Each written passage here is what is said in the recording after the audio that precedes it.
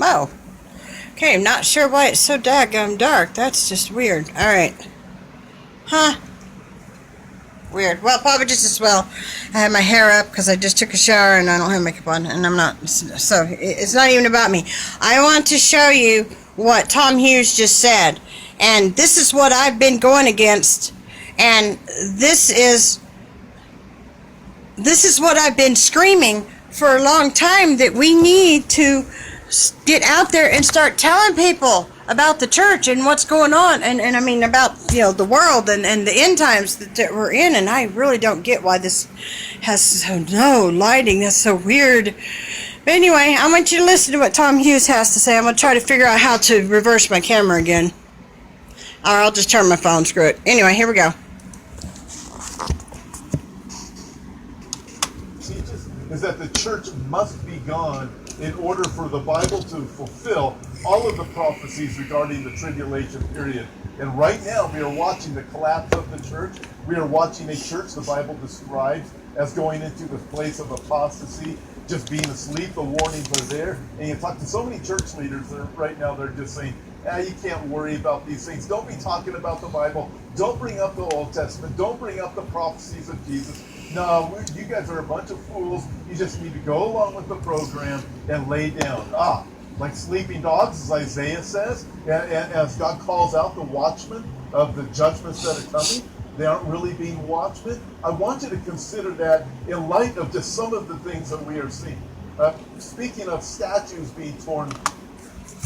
Okay, and my point on that being is, a while back I was saying, man, shouldn't, there's been several pastors, and I just don't get why this is so dark, several pastors that have been saying that they don't understand why people in the pulpits, sorry guys, why they're not screaming from behind the pulpit, why they're not on fire from behind the pulpit for all the signs that's going on in this world, that shows that we are in the end times and we are in the final end times, and that the rapture could happen any time, and no one's saying anything. They're just being quiet. They're just going along with the little program. And okay, this week we're going to teach about this, and then next week we'll teach about that, and then we're just going to continue on preaching for milk Christians.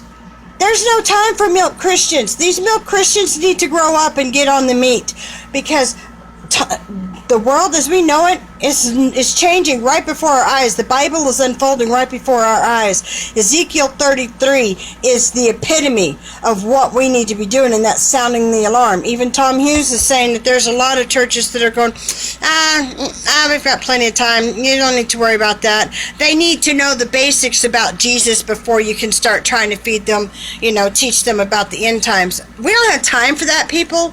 There's really no time left for that. I mean, I seriously don't know what else has to happen in the world for people to realize that the rapture is imminent. And even the second coming of Jesus, will be 7 years after the rapture.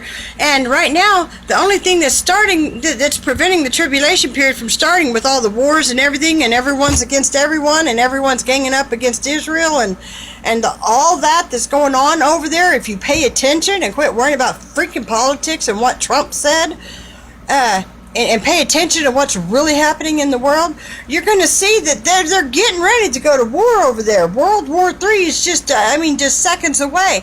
But before that will happen, the Antichrist is going to step forward with the 7-year peace agreement, and he's going to have an agreement for everyone that will agree on for 7 years. Peace, no fighting, no nothing, just peace.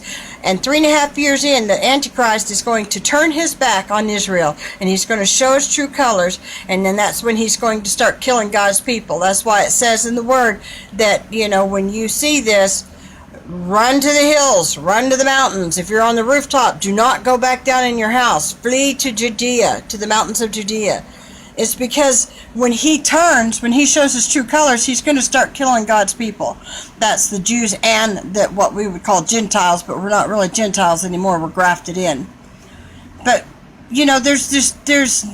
we're at the point now that any second now someone could come up with the 7-year peace agreement to get everyone to just calm down, because everyone is ready to go to war with everyone. They're firing off different missiles and different things, and they're flexing their muscles and showing what they have for war. And, it's just imminent. I mean, it's just, God, I don't know how much more I can make it. And I know of people in the churches that refuse to prepare people for the end times, for what's getting ready to happen, because it might give them a heart attack. It scares them. Well, you know what?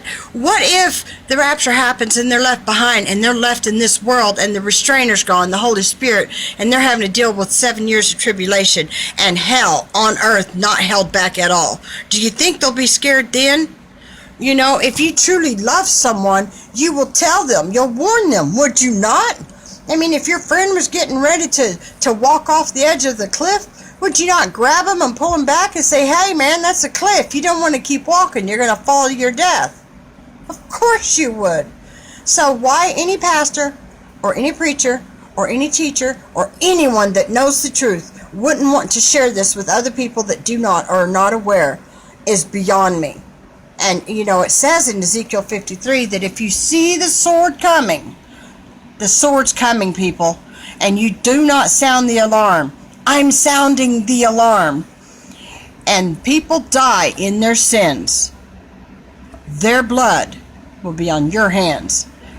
And God will call on you to answer for their blood.